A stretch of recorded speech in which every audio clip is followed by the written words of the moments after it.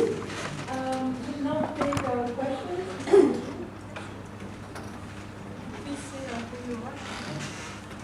I guess I've actually graduated in where do you see the role of the Tatars in all of this? Because from what I know, they were the original settlers of the Crimea.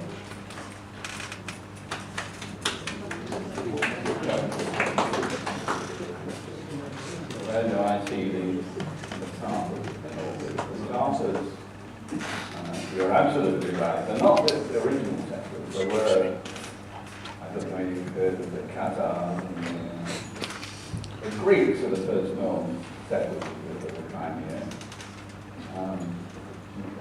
Thousands of years ago. But the Tartars made Crimea their homeland in the 13th century. They were then converted to Islam and were a pillar of the Ottoman Empire in the Black Sea. But the Tartar population stayed in place until 1944, when Stalin deported a lot of them, the whole population. Lock, stock and barrel, about 50% of them died, happened in deportation, and they were dumped in the wastes of Central Asia, from which a handful have returned. They were only allowed to start returning after the collapse of the Soviet Union. And they are such a small minority that it's very unlikely that they can have a forceful voice. Sorry to return to Terra Nullius.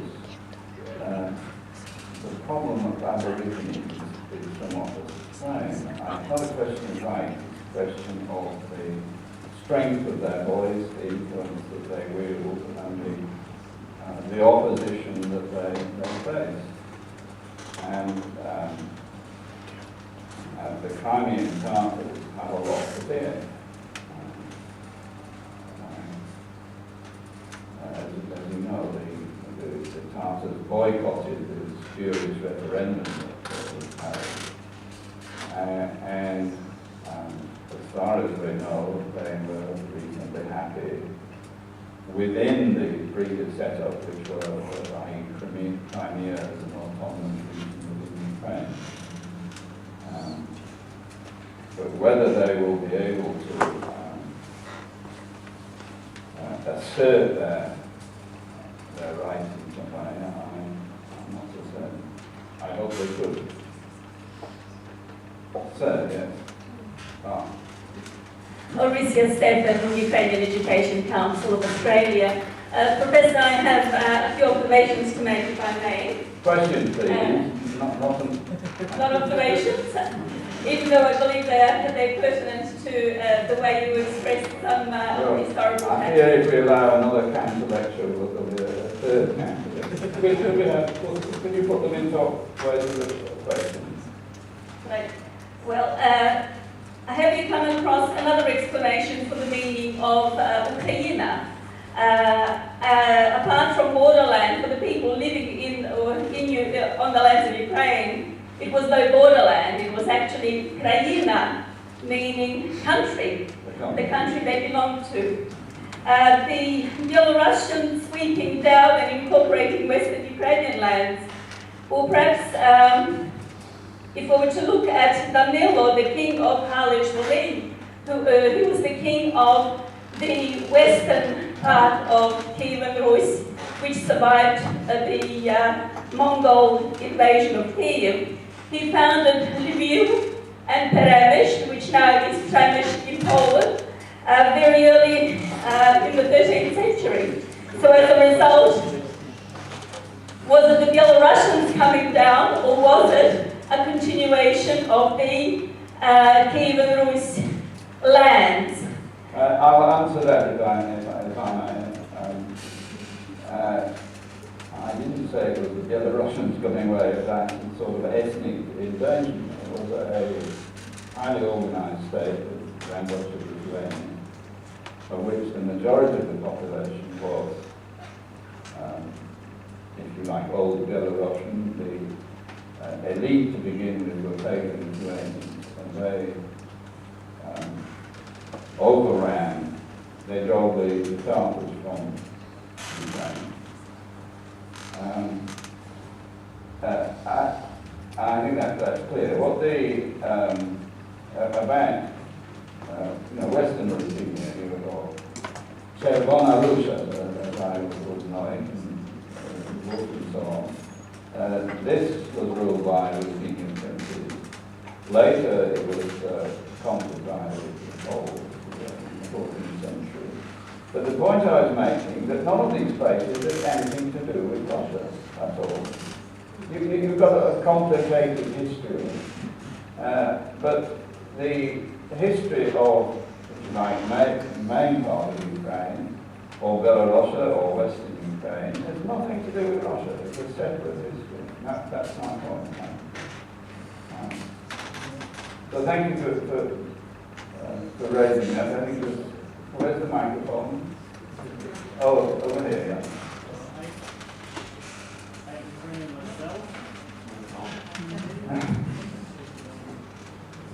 Yeah, I'm Ukrainian myself, and the thing that worries the most people in Ukraine, maybe you can make any predictions on that. So there's a huge Russian army right now on the border with Ukraine. Can you comment on this? What's going to happen, and is there a solution to that? You sound like all the journalists who've been asking me questions. Historians deal with the past, not with the future. I feel that the Putin marching his army up and down, this is what used to be called saber rattling. It's a threat rather than a reality, and it doesn't necessarily mean that he's going to invade Ukraine or anywhere else tomorrow. What he wants is to raise the insecurity of Ukrainians, and he will come out with some offer of peace, some settlement on his terms. That if he is told to go away, well, you may think again, but I very much doubt whether he will put his future at risk by some grand military action. He may nibble the various parts of Ukraine, he may nibble out. But Ukraine is a very big country. It's bigger than Germany, bigger than France. Between 40 and 50 million people. Even Russia doesn't have enough soldiers to invade that country and to hold it down for long. I remember making this calculation in the 1980s when the Soviet army was marching up and down on the frontiers of Poland. It's not difficult to calculate. The Soviet army could have overrun Poland, no doubt at all, but whether they could have held them down indefinitely is another matter. Perhaps this is a point to one of my conclusions about all this. What Mr. Putin is doing is strengthening the identity of Ukraine.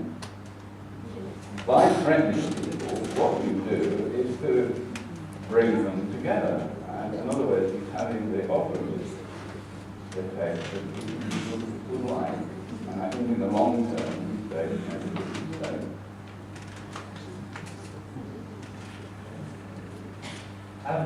Thank you very much, Professor, for your informative and eloquent talk. In 2012, the government of Yanukovych passed a law saying that if a province has more than 10% of its speakers speaking a language other than Ukrainian, then they can make that a second official language. And the obvious thing is the provinces with huge populations of Russian speakers. The first thing after Yanukovych was overthrown was that the Parliament repealed that law. You say that Russian-speaking linguistic identity does not translate into support for Putin. But in what way do you think the Ukrainian revolution has some anti-Russian tendencies and nationalistic tendencies that might pose a threat to Russian speakers in Ukraine?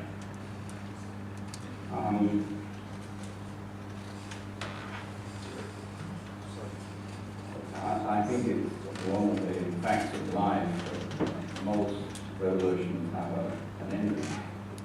I think that they're aiming to break away from something. And it's clear in this sense that the Ukrainian revolution is anti-Russian. I wants to be free of imposed Russian influence. But it started on the linguistic question. I know quite a lot about this from Wales. Young people have been, I would tell my Polish friends who complain about the partitions of 173 years. Wales was overrun 800 years ago by the English. And they're still holding that. In fact, the Welsh language is spreading and strengthening at the moment. And the linguistic issue, which had gone on for generations, either English or Welsh, was settled very quickly in the 1960s, when they decided that the official policy should be bilingual. People are free to speak which of the two languages they want. Of course, Welsh is much more different from English than Ukrainian and Russian. But by far the biggest linguistic group in Ukraine are bilinguals. People who have no problem understanding Ukrainian, no problem understanding Russian. And I think the Ukrainian government is very well advised to advertise that the aim is for many people to become bilingual, and the linguistic problem will disappear.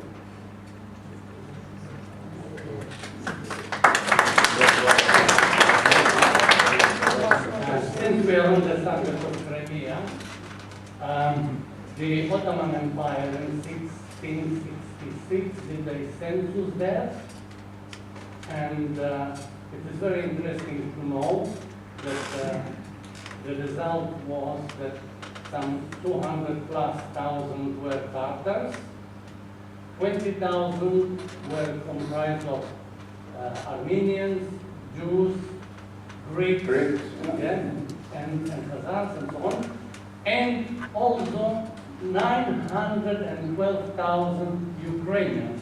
But what is most important, what is most interesting, not a single Muscovite.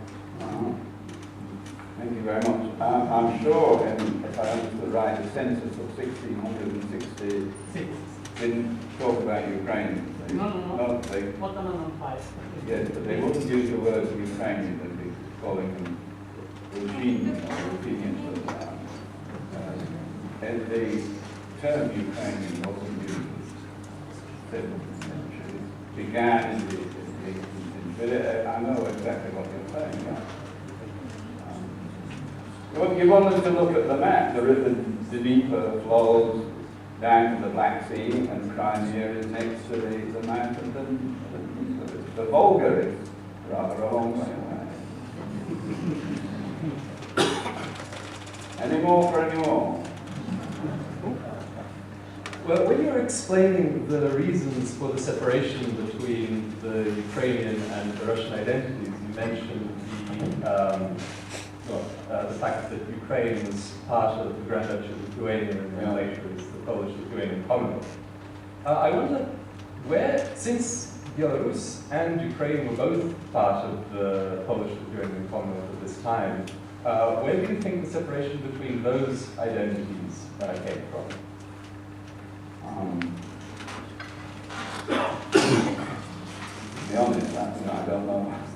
there's been quite a lot of speculation why there was no common Ruthenian nationality developed. The white Ruthenian Belarusians in the north and the Ukrainian Ruthenians in the south.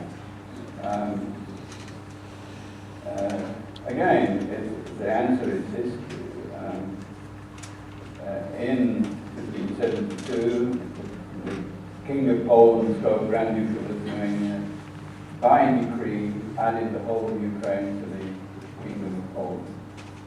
So the Polish influence in Ukraine was stronger than it was in the Grand Duchy. This, incidentally, was the period when much of Ukraine was settled for the first time, much of central Ukraine. And you had Polish noblemen receiving huge grants of land in Ukraine from the King of Poland. The Polish noblemen brought large numbers of Jews in their entourage, i.e. literate Jews who acted as administrators and managers and so on. And the result was that the nobility of Ukraine was very strongly Polonized, even more so than Lithuania. You go on another century, then you get the Russification of the Polonized century of Ukraine. But the history is different, and the mix is different, and as you rightly say, the end result is different. Thank you, Professor, for your talk. And thank you for addressing the question of perceptions. And I've got the thought that came to my mind as you were talking about it is that, of course, perception is reality. That saying goes around. And I wonder if the perceptions of history by Russians are very strongly felt. And the Russian language sphere is very well, in some ways, very well controlled in terms of spreading a perception of the history of the things that you've spoken about. I think there is a role here for historians, and particularly historians who can communicate as well as you. What are you going to do? When's the book coming? And what can you see in that role around the world and in your colleagues? You see other historians who are working in this space that you have so eloquently put together. They're nuanced arguments of identity politics. It's very difficult to communicate that to the grand world at large. You should have made that speech 30 years ago when I was young enough to think of something new to do. But sure, there are younger scholars who are coming through. And generally, I think that Russia itself is slowly being permeated by ideas which were kept at bay for generations. I think in the modern information age, they can't go on endlessly denying as many things as they deny. So I think there will be ferment in Russia itself, and eventually Russia, the next generation of two Russians will come to accept the world that it is as opposed to the world they would like it to be. Can you give us a perhaps give us a more contemporary perspective on the connection between the EU, Ukraine and Russia over the last 40 years since the establishment of the EU? The impact of the EU on Ukraine and Russia? Well, that's now a lecture. The European Union has enough problems of its own without taking on a troublesome region. The European Union will be very careful, I think, in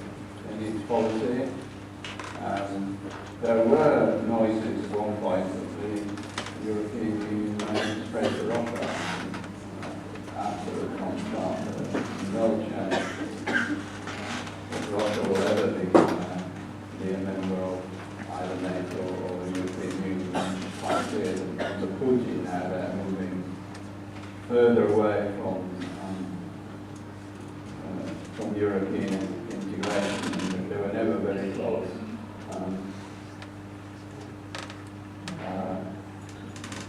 In this triangle, the European Union, Russia and Ukraine, one of the key factors is energy. And it's clear that just as Russia is dependent on Europe for sales of its oil, Russia is a very bad economic state. It can't sell its oil, it's finished. And Putin must know that he sells large amounts of oil and gas to Europe. And equally, the Europeans are aware that they are dependent on reasonable relations with Russia in order to receive their energy. Now, Ukraine is in the middle of all of this. And it'd be very interesting to see which way things go. I talked about the regions. I should have said geopolitically the key region is Odessa. Odessa and the southern part of Ukraine is now the only outlet for Ukraine to the Black Sea, for the import of oil coming from Baku, for trade with Turkey and the Caucasus, and I think that if the Ukrainians play their cards properly between Europe and Russia, they potentially could establish a strong position. But Ukraine's in a mess. Right? It's been managed for 20 years or more. It's been exploited for a couple of 100 years. And it's very difficult to see how they will get out of this mess. One thing the crisis is doing is concentrating people's minds. Everybody concerned realizes they've got to do something and start just talking about it.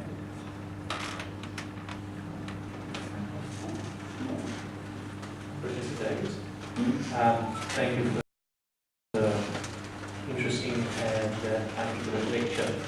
I want to touch on a topic and thank your opinion on this topic, and I think this topic has not been touched, and that is the issue of corruption. As we know, much of the Ukrainian economy today is part of a black economy with numerous firms and corporations, particularly in the energy sector, basically devoted to extracting profits and transferring these profits overseas into offshore jurisdictions. To some extent, these shadow firms, these shadow individuals and oligarchs behind them have also been people with very close ties with the Russian oligarchy, the Russian business elite, of which Mr. Putin is probably the predominant player.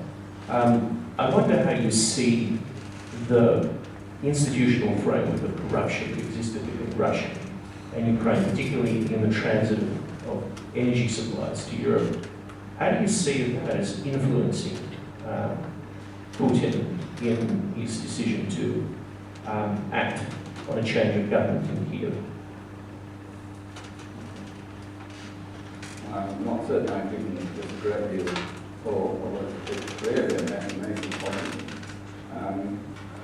My impression is that Putin had Ukraine where he wanted it, i.e. a subservient local satrap in the Microcosm, an economic setup which is favourable to him and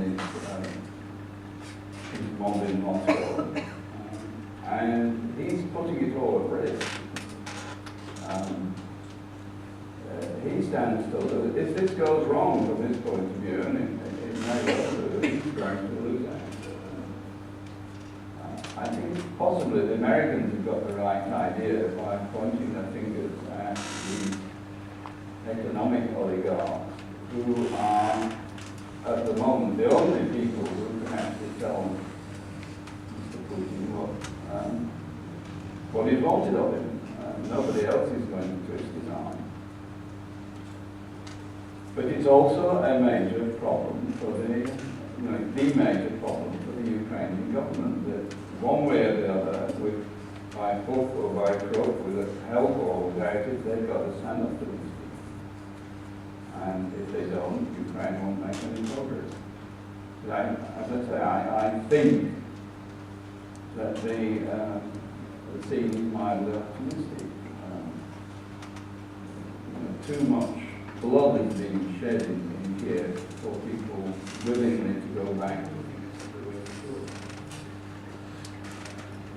I wonder if you would like to comment on the extreme right liberals in your family. How they are there and how powerful. The extreme right liberals, the fascist group in Ukraine, that you find a bit about them in the last 2 years. How powerful are they? And what role are they playing in this whole scenario? Every country has extreme right nationalist groups. You can call them fascists if you like them, or if you don't like them. Obviously, Russian propaganda has been making a great deal of this. Any Russian and any reasonable Ukrainian nationalist is called a fascist in Moscow. And, don't take that label seriously. There are ultra right-wing nationalists everywhere, in London, in France, in Bolton next door. It's all a matter of proportion. I don't think the right-wing people, the ultra-right-wing people in Ukraine who may be prepared to use violence are a major influence. Nobody attacked the Russians in Crimea. There have been no disturbances which would justify the Putin characterization of the Ukraine as fascist. This is taking a small problem and blowing it up into a major one.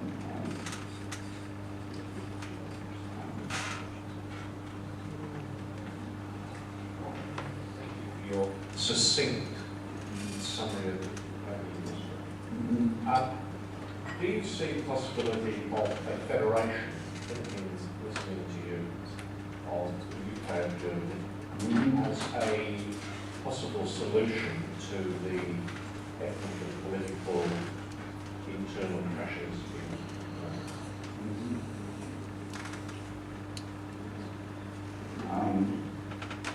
I really don't know, these things go in waves. A federation makes a lot of sense if the central government is strong.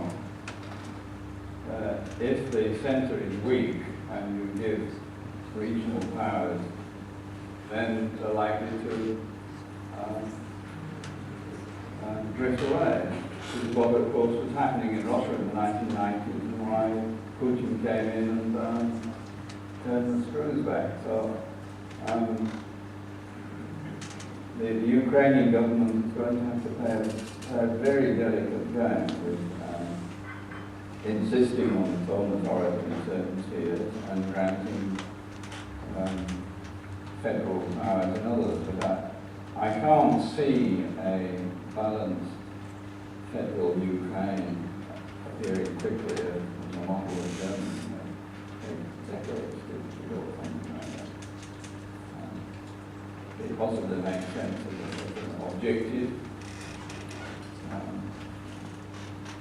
But I think all these, many of these problems are manufactured.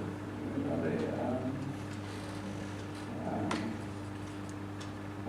there was an autonomous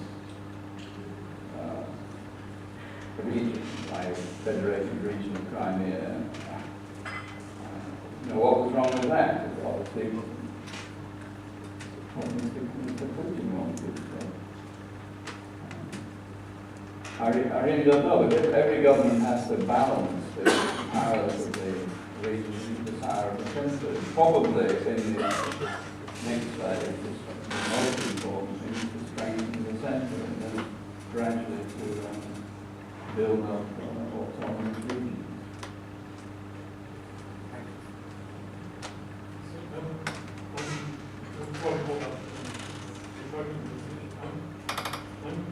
Skeptical about this, including your remark that Putin is in the mainstream of Russian nationalism. Russia's most successful nationalist politician is Alexei Navalny, who's spoken out against Putin policy. Can't hear you. We cannot hear you. Okay, well, speak into it. I'm skeptical of your remark that Putin is in the mainstream of Russian nationalism. Russia's most successful nationalist politician, Alexei Navalny, is basically being banned from accessing the internet because of this. It doesn't sound very successful to me. He's successful in the sense that in the only semi-free election in the past 10 years, he receives 20% of the vote in the Moscow poll. He's a significant figure. Putin's afraid of him. He's a nationalist. I think it's very important to distinguish between imperial nationalists and national democrats like Navalny, who are the Russian equivalent of many of the Ukrainians who are Euromaidan. There are many Russians who sympathize Euromaidan. Navalny repeatedly says he sees Russia with Ukraine pursuing a European development of Russian nationalism.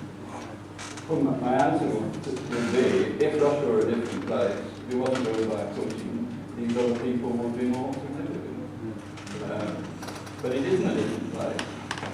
And so long as Putin is there, nobody is going to have parallel influence to him. I think probably the distinction is that we're talking about that we're convinced nationalists of some sort with a coherent ideology. Putin isn't in that category. He acts as he thinks fit and he's playing the national card. After all, he comes out of the KGB, which knew how to play chess.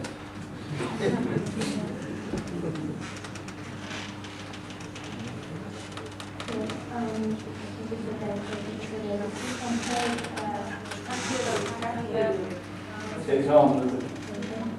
You compared Crimea to Australian concept that they did by the British there and Muslims. However, who are those, in your view, who are those original indigenous people in Crimea? And as you use the concept of retrospective history, as Crimea was neither Russian nor Ukrainian, even Tatars, it was invaded by Tatars. So, what would the solution that we use? If Crimea becomes an independent country, would that be a solution? Or should Tatars be repatriated from Crimea? What is your view? And can I also ask a second question, short one? In 2002, apparently, after Putin allowed the Americans to use Uzbekistan and some other Russian parts to attack Afghanistan, apparently Putin was interested in joining NATO at that time, but this was rejected. Now, looking retrospectively, do you think that this was a mistake? I don't think I compared Crimea to Australia. I talked about Ukraine in general. And i.e. this pseudo version of history which takes no account of the population that exists in various places. There's no such thing in Europe as a known indigenous population. Unlike Australia, where the Aborigines were here for 40,000 years and then left alone. In Europe, the indigenous population of any part is lost in the midst of time. Not even the Welsh were the original population of the British Isles.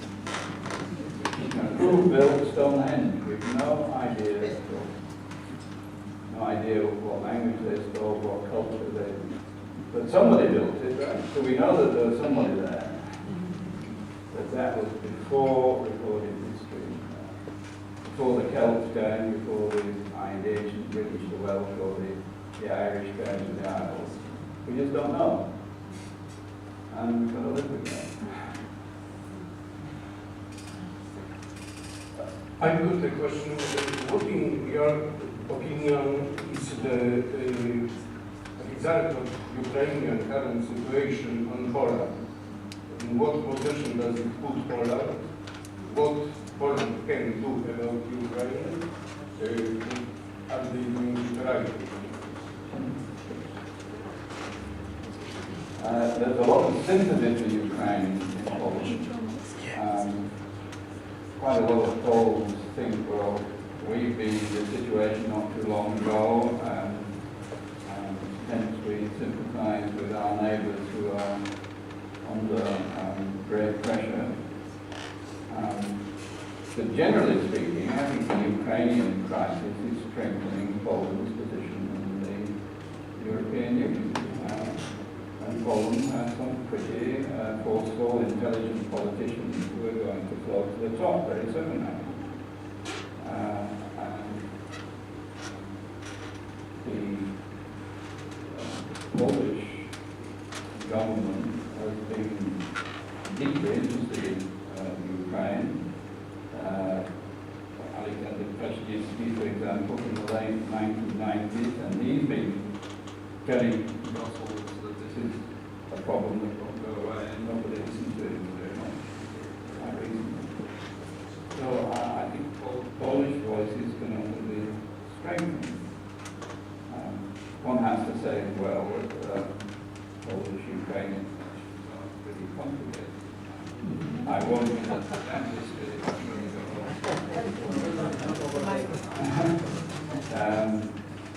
but in general terms, I think sympathy for Ukraine is rising in Poland, and Polish influence in the EU is also rising in Poland.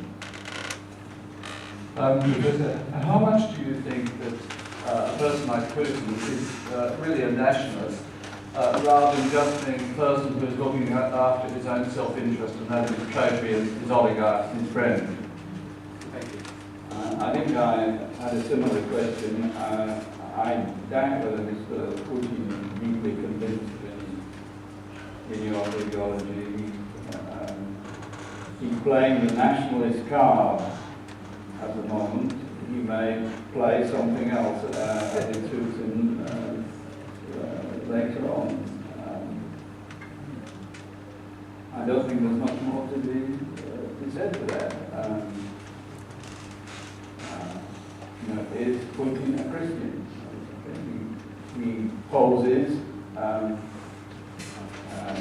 a protector of the Russian Orthodox Church when it suits his purposes. Whether that is connected with some sort of belief, I don't know. This is the distinction between firmly held beliefs and convenient positions that come and go. Ladies and gentlemen, I think we've exhausted the question, and I fear we may have come close to exhausting our speakers. It falls to me, on behalf of the Mykola Zerov Center for Ukrainian Studies at Monash University, which together with the Monash European and EU Center and the History Program sponsors of this evening. It falls to me to thank Professor Davies most warmly for a very generous, very thoughtful presentation today, for his patient and generous responses to our questions. I think I speak on behalf of all those here present, however. I thank Professor Davies for a lifetime of history writing, which makes those peoples between the Germans and the Russians, as someone once said, visible and gives them the dignity that they deserve. And I think when we thank Professor Davies, we thank him not only for his performance for us tonight, but also for his historiography over many years.